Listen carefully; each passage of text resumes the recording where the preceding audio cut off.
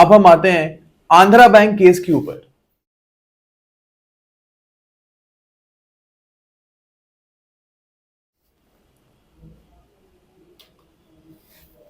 अब इस केस में बोला गया था कि अगर प्रोसीडिंग्स के दौरान जो ऑपोजिट पार्टी है उसने राइट्स को एक्वायर कर लिए, यानी कोई स्पेसिफिक राइट्स जो हैं वो पार्टीज को मिल चुके हैं ड्यूरिंग द प्रोसीडिंग्स।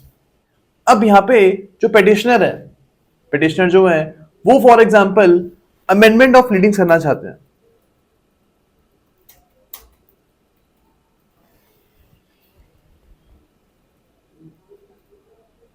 वो अमेंडमेंट ऑफ प्लीडिंग्स करना चाहते हैं अंडर ऑर्डर 6 रूल 17।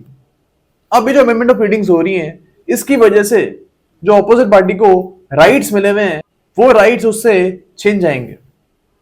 ओके, अब इस केस में बोला गया है कि अगर आप ऑपोजिट पार्टी को ड्यूली कंपनसेट नहीं कर सकते, if the opposite party can not be duly compensated, then in that case this amendment will not be allowed. तो आप इस अमेंडमेंट को अलाउ नहीं करोगे। ओके, तो ये चीज इस केस में बोली गई है। अब हम आते हैं पायनियर बिल्डर्स केस पे।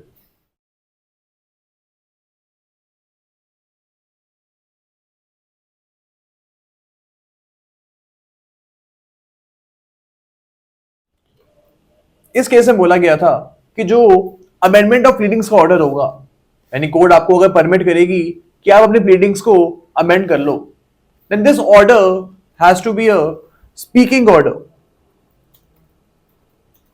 इसका यह मतलब होता है कि इस ऑर्डर के लिए आपको रीजंस देने पड़ेंगे। The amendment of pleading order has to be a speaking order and इसका आपको रीजंस देने पड़ेंगे। ओके, तो ये चीज इस केस में बोली गई थी।